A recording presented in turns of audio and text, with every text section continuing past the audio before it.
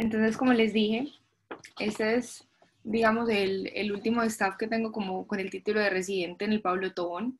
Vamos a seguir dando charlas académicas y vamos a seguir con una programación que teníamos estipulada.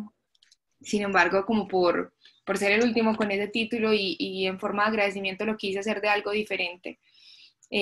Agradezco a todos los que estamos en esa foto. Ustedes han hecho una parte muy importante en mi formación, no solamente como oftalmóloga, sino como persona. Faltan personas en esa foto. Eh, y ha sido pues algo muy placentero para mí hacer staff y las reuniones en el Pablo Tobón. Inclusive en estos días estamos diciendo que nos hacen falta los desayunos del Pablo todos los viernes. Adicionalmente quiero agradecer a Johnny por permitirme usar sus dibujos y por ser tan teso y tan bueno dibujando y permitirme usarlos. Estos dibujos que tenemos acá y las ilustraciones que les voy a mostrar de Johnny hacen parte de un trabajo que quisimos enviar al Congreso Nacional de Oftalmología acerca de un recuento histórico de qué patologías oculares ha habido en personajes importantes en nuestra historia en el ámbito artístico, pintores, músicos y escritores. Entonces estas ilustraciones hacen parte de ese trabajo que mandamos al Congreso Nacional, que espero que podamos disfrutar.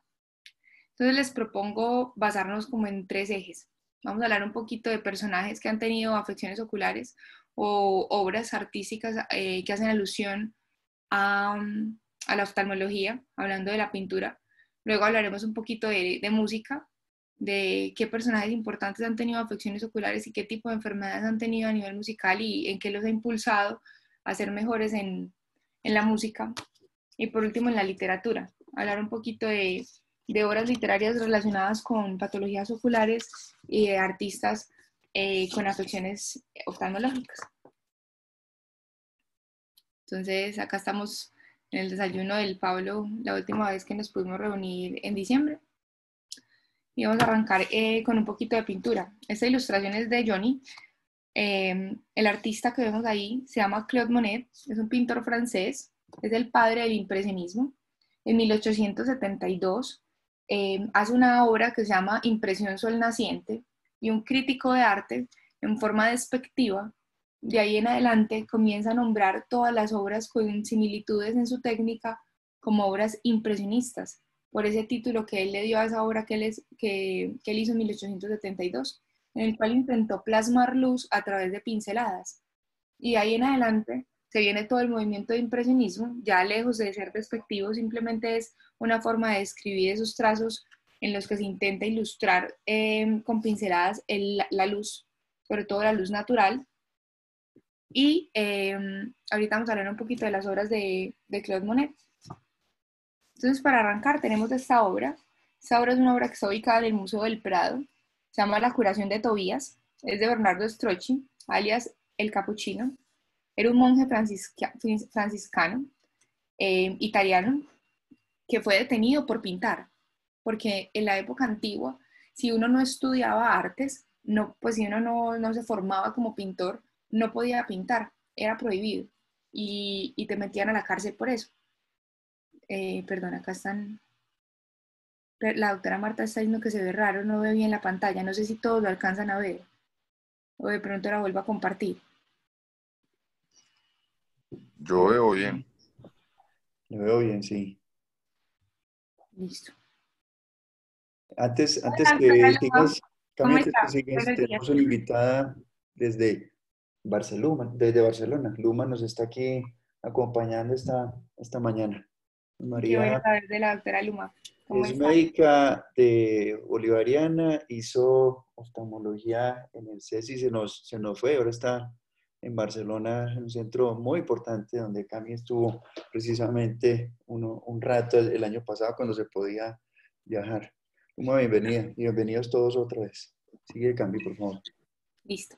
Entonces, en este cuadro de Bernardo Strozzi, se llama La curación de Tobías, está en Madrid, en el Museo del Prado.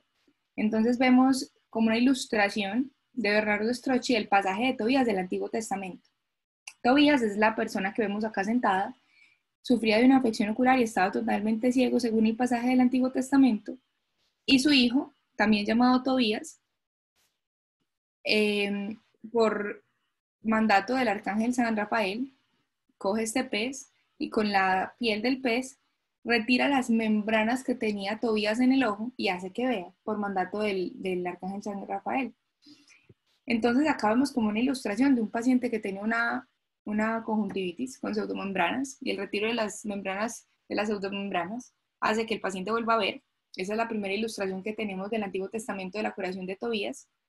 Hace parte de la obra de Bernardo Strozzi, que es un pintor barroco. Entonces acordémonos que los pintores barrocos son pinturas muy ornamentales, con un ámbito muy religioso y generalmente muy recargadas de información y muy recargadas de imágenes y de decoración.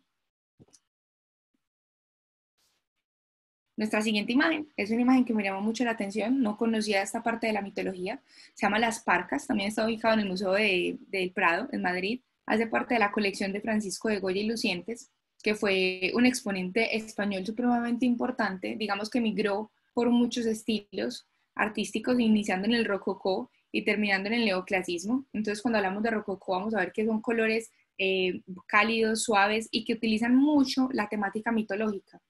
Después del rococó viene el barroco y luego empieza el neoclasismo. Entonces vamos a ver que lo que él intentaba plasmar acá es una realidad como con un poco de mitología y un poco de idealismo. Esto hace parte de la colección de pinturas negras de Goya. Las pinturas negras de Goya son las pinturas que están embebidas en la Quinta del Sordo. Goya vivía en una casa que denominó la Quinta del Sordo, era más bien una finca alrededor del río, en los que él quiso decorar las paredes. Y en esa decoración de las paredes hizo 14 obras sobre óleo sobre seco, o sea, óleo sobre la pared directamente en todos los muros de la casa. Y esa fue la ilustración que él denominó las obras negras. Son obras en las que predomina un ámbito muy lúgubre, él ya se encontraba enfermo, con un tumor que posteriormente produjo su muerte. Entonces, era un ámbito más bien oscuro, hablando un poco de cómo inicia la vida, cómo termina, de las emociones producto de la muerte. Por eso se denominan las pinturas negras. Posterior a eso, mucha gente intentó retirar esas paredes de la Quinta del Sordo y simplemente se hizo como una copia al óleo, se hizo una ilustración posterior al óleo, que es la que encontramos en el Museo del Prado. Entonces, en esta imagen vemos una ilustración de tres, digamos, personajes de la mitología griega. Se llaman Clótodo, Láquesis y Atropos. Son las que denominan y hacen el curso de la vida. Una vez nace un bebé, como vemos en la primera imagen, aparece Clótodo. Luego viene Láquesis, que tiene un hilo, un uso de hilar y determina al personaje que le sucede el resto de su vida. El personaje que vemos acá es el personaje que vemos en la mitad, que vemos que tiene las manos atadas. Él quiere ilustrar que uno no tiene, digamos, voluntad de saber qué pasa con uno y en qué momento, sino que es algo que se escapa de la humanidad. Y entonces acá tenemos a Láquesis trazando como el hilo del destino. Se decía que cuando trazaba con hilos de oro era porque el personaje estaba en época de bonanza y en época de buenos frutos en su vida. Lo contrario pasaba cuando lo hacía con hilos negros o con hilos oscuros. Y por último tenemos a quien nos concierne, que es Atropos, que es quien tiene las tijeras y corta el hilo final de la vida. ¿Por qué quiero poner esta obra? Porque nuestras gotas de atropina vienen de esta divinidad griega. Entonces vamos a ver que Atropos era la que clásicamente cortaba el hilo de la vida, y cuando encontraron la atropa belladona, que es una planta de donde se saca pues la belladona, quisieron denominarla atropa belladona porque los pacientes que consumían esta planta tenían alto riesgo de morir y eran envenenados por esta planta. Entonces por eso le pusieron Atropos, y ahí viene el uso de nuestro colirio, pues de nuestras goticas de atropina. De ahí viene el nombre de atropina, de Atropos, la diosa griega que corta el hilo de la vida. De ahí viene Atropos. Y se llamaba Atropo belladona porque acordémonos que en la época antigua las mujeres cogían esta planta y se la ponían en el saco conjuntival para que la pupila se les dilatara y así se vieran más atractivas para los hombres, por así decirlo. Entonces por eso el belladona. Y por eso se denominó este alcaloide Atropo belladona, los efectos venenosos, las pupilas bellas y dilatadas, y posteriormente le pusimos así al colirio de atropina por esta diosa. El rubor facial también. Y el rubor facial, sí. Se veían más bonitas con la belladona, pero tenían alto riesgo de envenenamiento. Ahora vamos a hablar un poquito entonces de otras artistas y vamos a hablar de Paul Cézanne. Acá tenemos a Paul Cézanne. ¿Y qué defecto tenía Paul Cézanne? Entonces, ha habido grandes investigaciones. Paul Cézanne fue denominado en vida como un artista fracasado. Él se murió sin conocer como la grandeza de su obra. Esta obra que vemos acá se llama Los jugadores de Paul Cézanne. Hace parte del grupo del posimpresionismo y en el 2011 fue vendida a la familia real de Qatar por 320 millones de dólares en una subasta. Ese es un valor estimado. Dicen que desde 260 a 320 millones de dólares le valió a la familia real de Qatar en el 2011 comprar esta obra. Pues Paul Cézanne es un pintor francés, nació en 1839 y murió en 1906. Se denomina el padre de la pintura moderna, porque es más o menos a finales del siglo XIX, que empieza a ilustrar con colores más vivos, con pinceladas y con temas de la vida real, intentando plasmar emoción, y porque sabemos que probablemente tenía un defecto refractivo. Entonces existen varios estudios en los que comparaban las cartas que se mandaban los artistas con la forma en los que ellos pintaban. En una de sus cartas, Paul Cézanne dice que el mundo es demasiado perfecto y bastante aburrido cuando se pone las gafas. Entonces, en todas las posteriores ilustraciones, en todas las posteriores fotografías, cuando se fotografía al artista en su taller, se ve que las gafas están en la mesita de noche y él pinta sin gafas, porque dice que el mundo se ve mejor. Cuando se ponen las gafas lo ve demasiado perfecto y nítido, lo que nos lleva a pensar en que probablemente tenía un defecto refractivo asociado como la miopía, y cuando el paciente ilustra como un paciente que no ve bien sus bordes y no los ve muy bien definidos. Entonces, por eso tiene unas pinceladas más gruesas y más burdas en los bordes, que es lo característico de él, es lo que lo hizo como famoso, el tipo de pincelada que daba. Entonces, cuando se ponía las gafas, obviamente veía mucho más nítido los bordes, más claros, y por eso decía que era demasiado perfecto y muy aburrido pintar con gafas.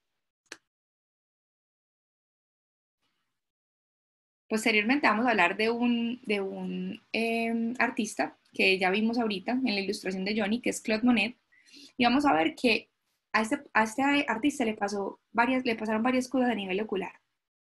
Entonces, Claude Monet tenía un puente en la casa que le gustaba mucho retratar, que se llamaba el puente japonés. Siempre lo denominó el puente japonés. En la ilustración de la izquierda, en la imagen de la izquierda, en 1899, Claude tenía 59 años. Y vemos que el puente está bien definido, tiene bonitos colores, usa mucho el verde. Posteriormente, él viaja a Venecia y empieza a describir que ya no nota tanto los rojos, que los rojos le aparecen como lodosos, como rosas insípidos y que se le escapan los tonos intermedios. Y empieza a reflejar en sus cartas que se le empieza a perder la nitidez con que ve cierta gama de colores. Entonces acá empezamos a sospechar que probablemente el paciente ya tiene una catarata. En su segunda ilustración, que pasa en 1908, ya tenía 68 años. Ya habían pasado 9 años con respecto a la ilustración previa. Y vemos que los colores cambian mucho y la nitidez de la imagen, de los trazos, cambia mucho. Entonces, después de su catarata, él no se quiso operar, sino hasta los 83 años, perdón, hasta los 68 años, en los que él decide operarse y se opera el ojo derecho. ¿Qué pasa? En 1923 le operan el ojo derecho, le hacen una FEC, el doctor Cutela, y lo que se hacía en este momento era hacer una FEC, no había como poner un lente intraocular, entonces se ponía unas gafas con un lente muy grueso en el ojo que había sido operado y en el otro le ponían un vidrio esmerilado para hacer un bloqueo de la visión del otro ojo y que no hubiera ni niseconia. Sin embargo, le fue tan mal en el postquirúrgico que él decidió no volverse a operar el otro ojo.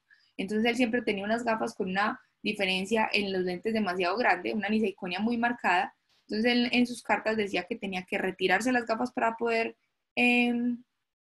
pintar y que veía que ya con el ojo que se había operado no era capaz de discernir adecuadamente los bordes. Entonces, posteriormente, cuando ya tenía 83 años, en 1923, vuelve a dibujar, o vuelve a pintar, perdón, el puente japonés. Y miren cómo logra dimensionar el puente japonés, el mismo que había plasmado en 1899. Lo ve muy distorsionado, ya no ve adecuadamente los bordes y ya no ve adecuadamente los colores. Hasta los últimos días de su vida, digamos que la catarata del ojo izquierdo avanzó. El ojo derecho siempre tuvo que usar ese lente grueso que no le gustaba a él para plasmar los colores. Entonces pudo pintar hasta los últimos días de su vida, inclusive estos 3 meses antes de su muerte, pero no con la misma nitidez ni la misma forma que lo hacía antes. Él agradece al doctor Cautela después que le permitiera volver a ver por su ojo derecho.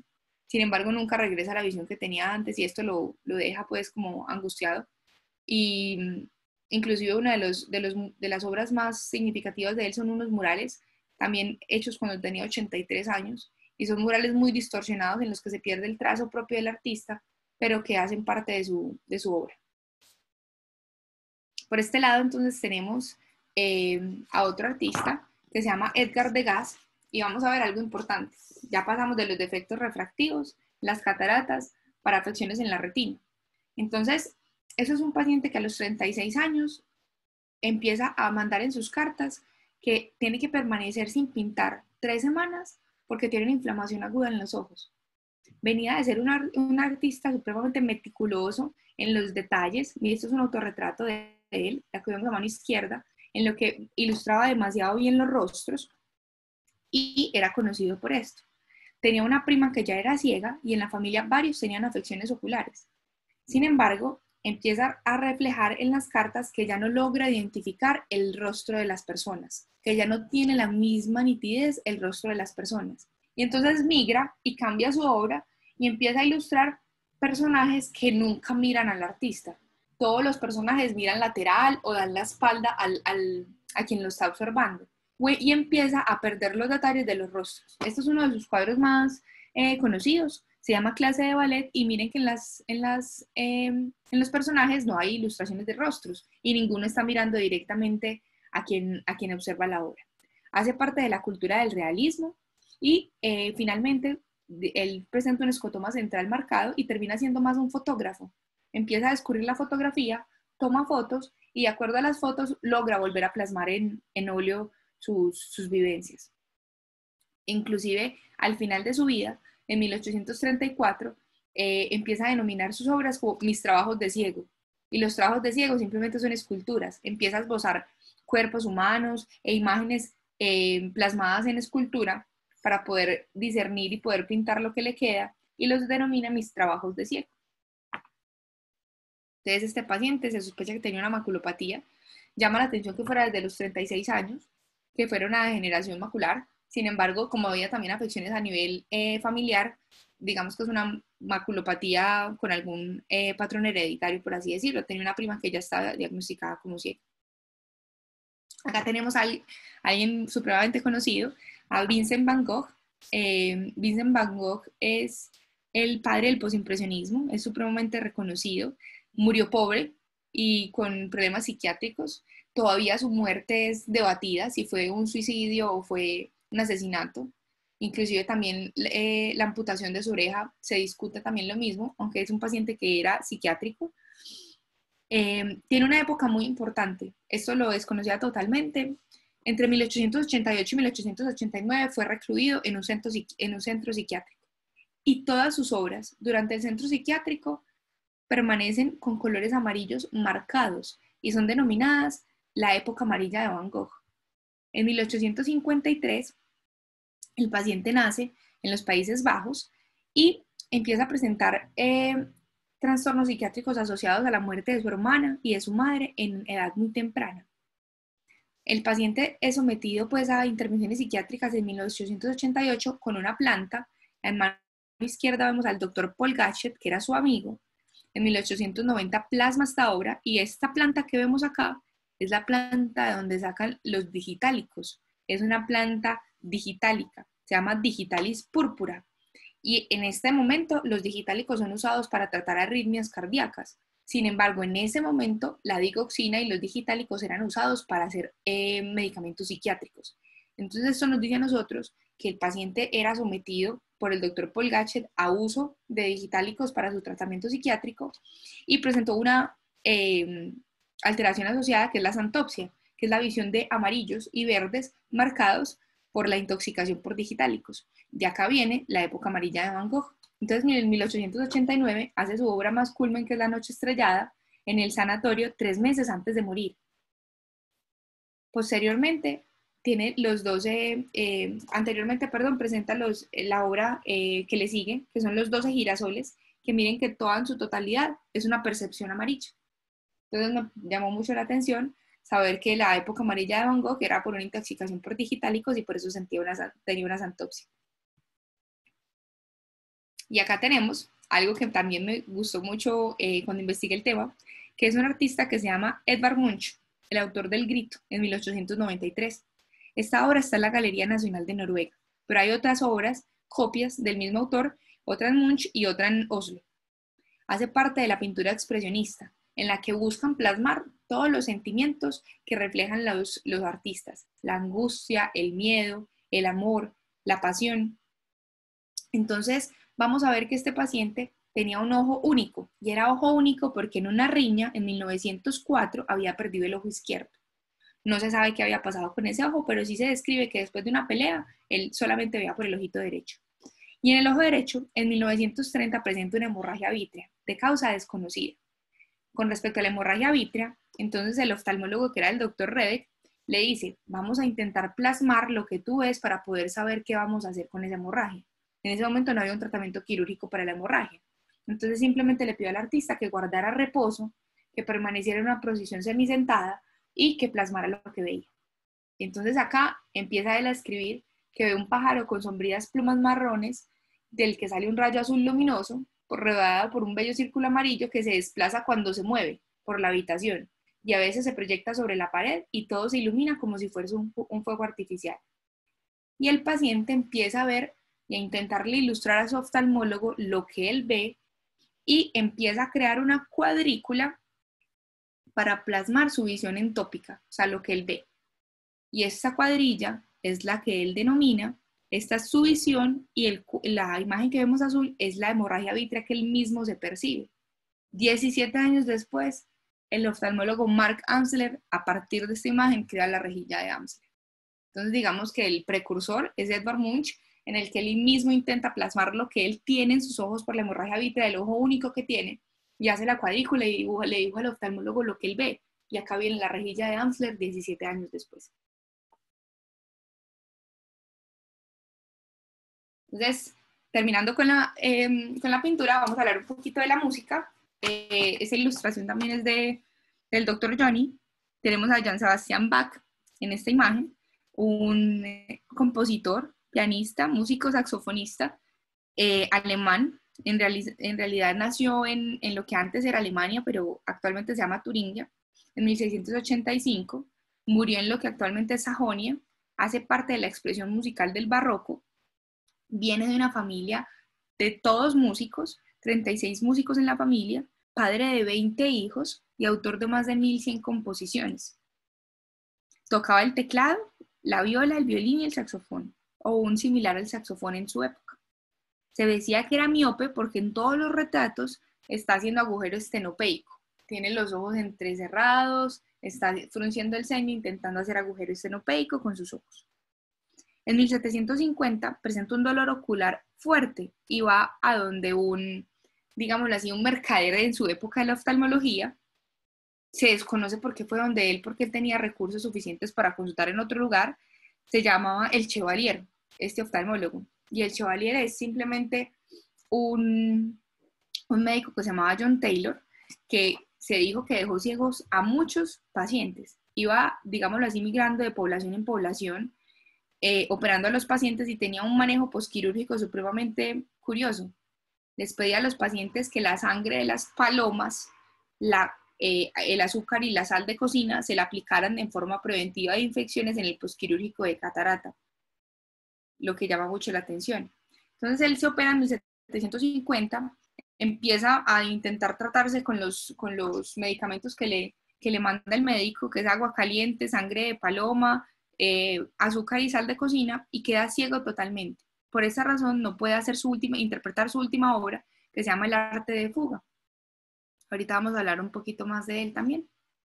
Vamos a seguir con la música y tenemos a un exponente que yo creo que todos conocemos, Stevie Wonder, de 69 años, nació en 1950 en Estados Unidos, ganador de 25 premios Grammy, el último de ellos en el 2006.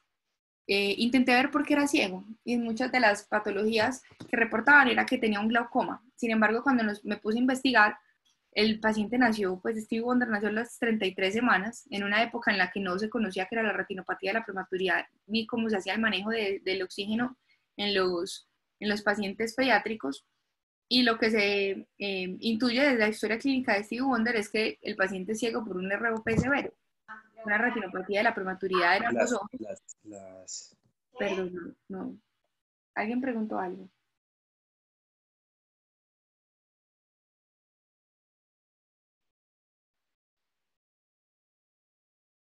Listo. Entonces, autor de numerosas canciones y composiciones para otros artistas y numerosas ayudas a otros artistas como I Just Called to Say I Love You y Superstition, que son sus obras más conocidas. Por otra parte, tenemos a alguien supremamente conocido, que es Andrea Bocelli, de 61 años. Nació en 1958, es un tenor lírico, es capaz de generar tres octavas a partir de la nota mi.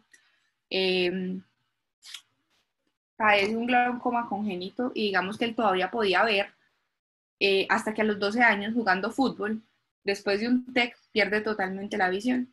Cuando entrevistan a este personaje, es autor de más de 10 óperas totales por él y pues un artista supremamente conocido, no solamente por ser un tenor lírico, sino por la parte romántica de sus canciones.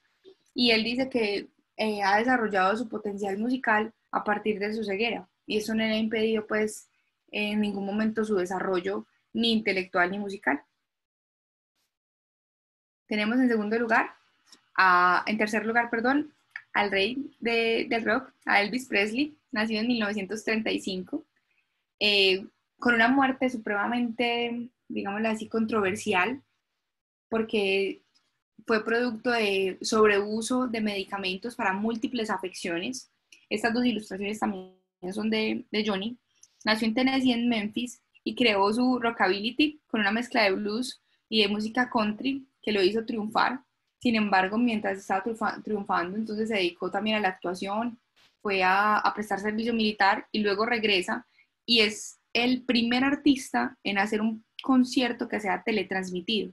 Lo observaron más de 1 millón de personas y se llamó el Aloha from Hawaii. La muerte de este artista es desconocida. Se dice que hace parte del sobreuso de Merol, que usaba por múltiples afecciones y que él pensaba que cuando lo recetaba pues un médico no era malo, pues no era parte de una adicción.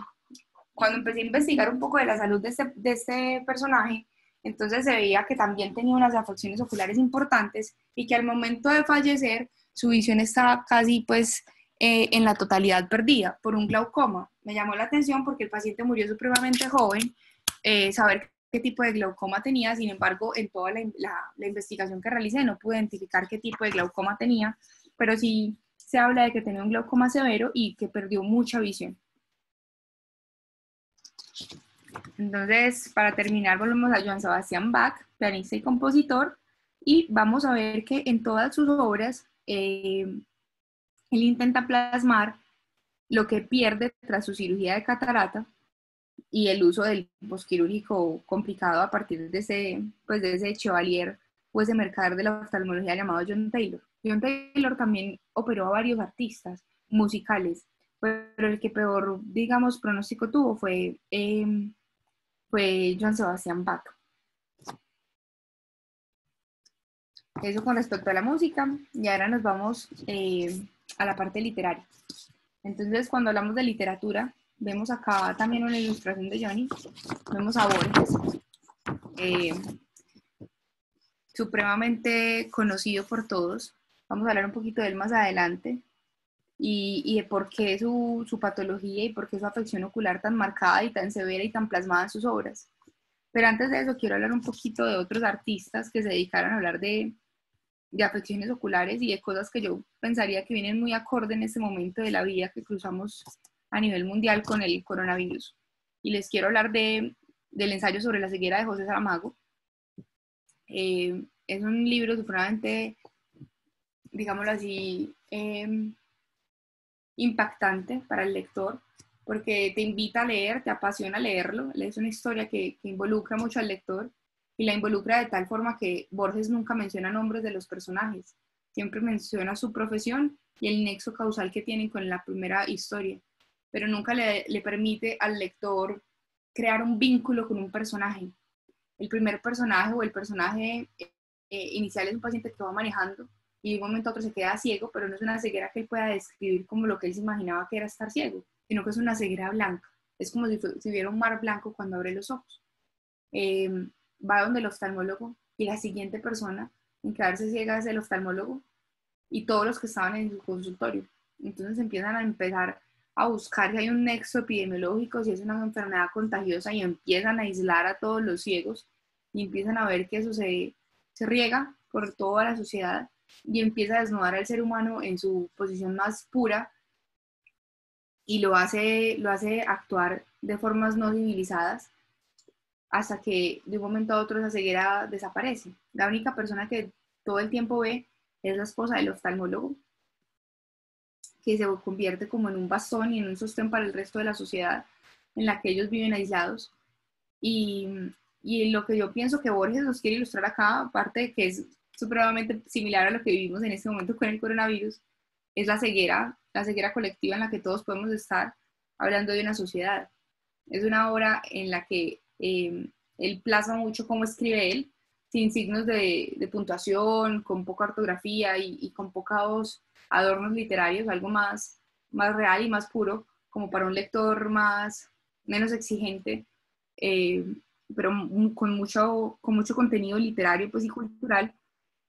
Recordemos que Borges se ganó el premio Nobel, que José Saramago se ganó el premio Nobel en el 95 por su forma de escribir, no por una obra en particular, sino por todas sus obras.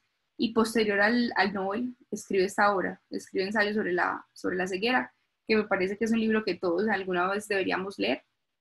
Alguna de las frases más significativas de ese libro es que la ceguera también es esto, vivir en un mundo donde se ha acabado la esperanza, refiriéndose a la condición en la que ellos vivían en el aislamiento.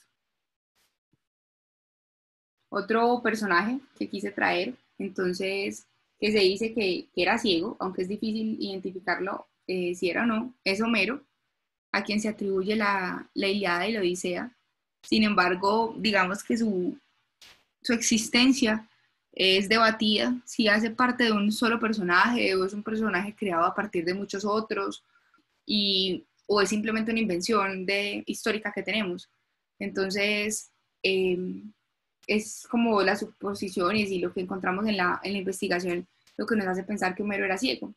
Y acá tenemos una parte en la que dice que Homero es presentado como el hijo de una huérfana seducida, se llamaba Crétidas, la mamá se llamaba Crétidas y le dio luz a Esmirna. Eso quiere decir que Homero no siempre se denominó Homero y no siempre se llamó Homero, se llamaba antes Esmirna. Después se fue conocido como Melisígenes y pronto se destacó por sus cualidades artísticas, iniciando una vida bohemia, una vida con alcohol y con lujos.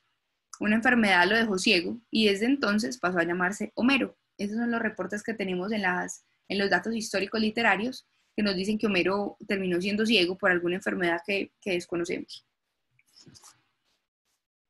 Entonces, en siguiente lugar, vamos a continuar hablando de Borges, con quien iniciamos nuestra sesión de literatura, y vamos a ver que la ceguera de este artista ha sido un punto de debate supremamente estudiado, porque él se refiere mucho a su afección ocular, pero se desconoce qué le pasaba realmente.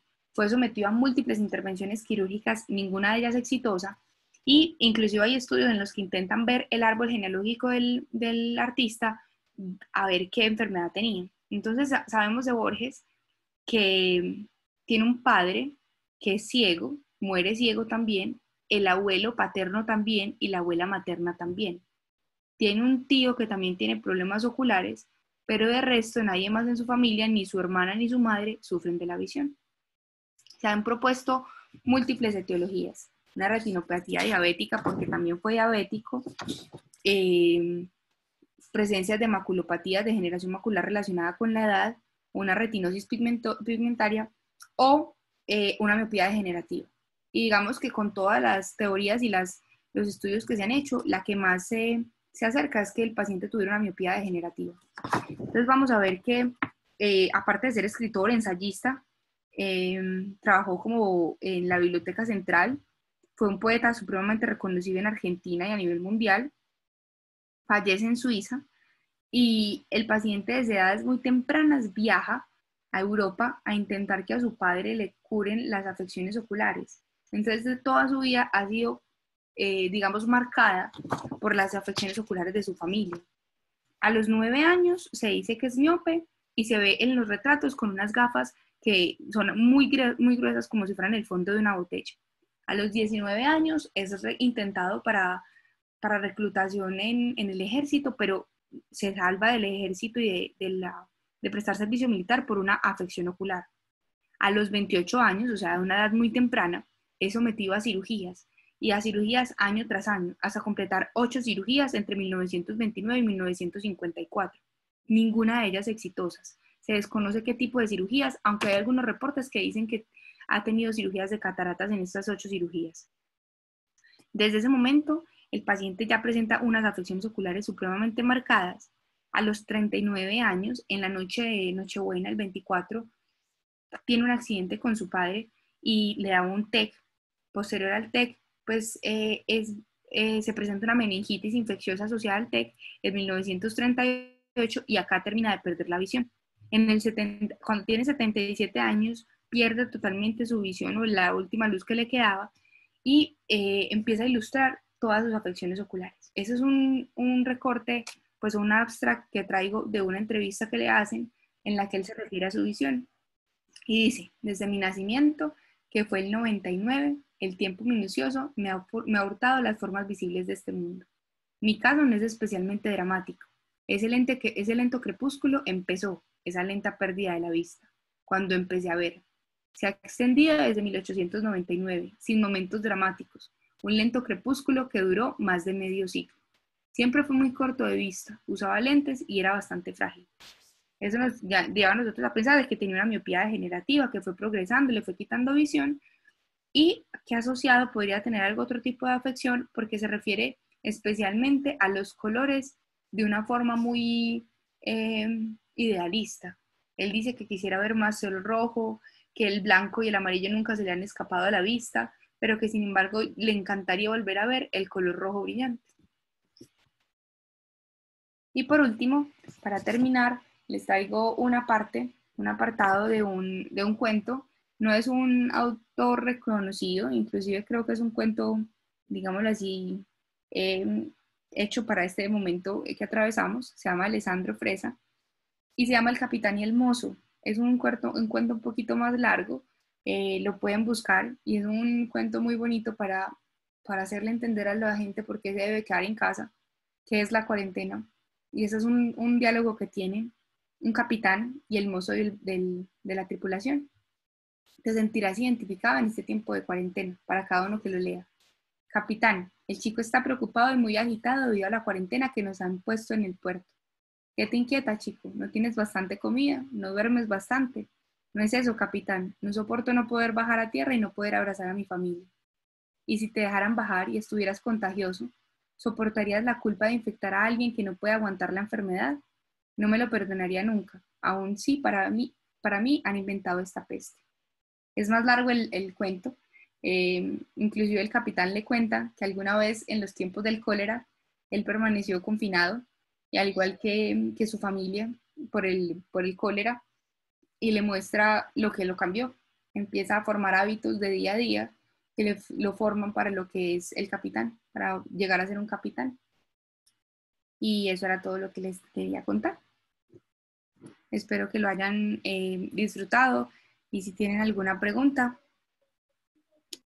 Camila, con Martín, una maravillosa exposición, increíble pues toda la investigación que hiciste de los artistas plásticos, los escritores y los músicos. Con respecto a Juan Sebastián Bach, yo quería hacer una aclaración y es que Bach no fue pianista por una razón muy sencilla, porque en la época de Bach todavía no habían inventado el piano. Teclado, sí. Exacto, el instrumento que le tocó a Bach de teclado era una cosa que se llama, dos le tocaron. Uno que se llama el clavicémbalo, que es un instrumento de cuerdas rasgadas, diferente al piano que es cuerda pulsada. Y el otro es el órgano. el órgano, pues así, el órgano de iglesia, esos órganos gigantescos muy bonitos que hay en Europa y aquí también. Entonces, como aclarar eso. Y músicos muchos, pues hay uno que se llama Ray Charles, desconozco la patología ocular, un músico de jazz muy famoso. Hay otro muy conocido, todos tal vez lo hemos oído mencionar, que es José Feliciano, que es un músico conocido sobre todo por las baladas románticas, pero lo que la gente no sabe es que además de ser, o antes de ser cantante de música romántica, es un gran intérprete de la guitarra española, de la guitarra flamenca. También pues otros músicos, y yo creo que la lista es larga, pero quería pues hacer este pequeño aporte. Felicitaciones, Camila, muy muy buena la conferencia.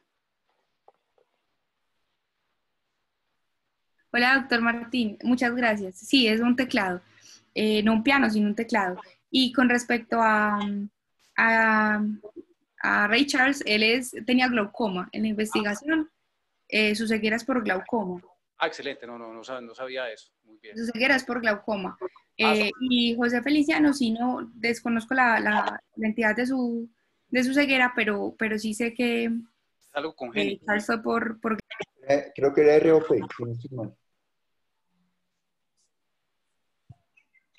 Cami, excelente exposición. Muchas gracias, profe. Muy buena, excelente.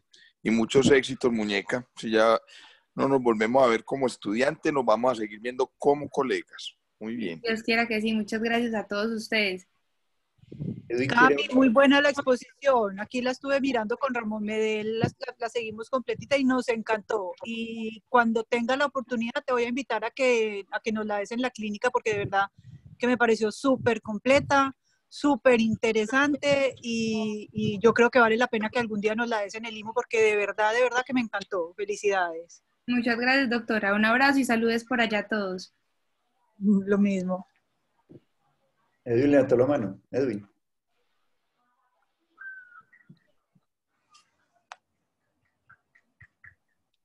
Bueno, Cami, muchas gracias. Excelente revisión. Además de eso, gráficamente muy bien desarrollada. Ay, sí, tenemos un super artista.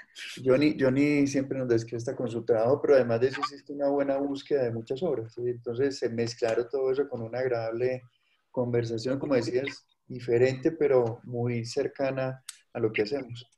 Y sí, esta es tu última conferencia como estudiante, pero ya lo dijo Kevin, ya eres compañera nuestra, así que felicitaciones y más que bienvenida. Muchas gracias a todos, que estén muy bien. Muchas gracias por su tiempo.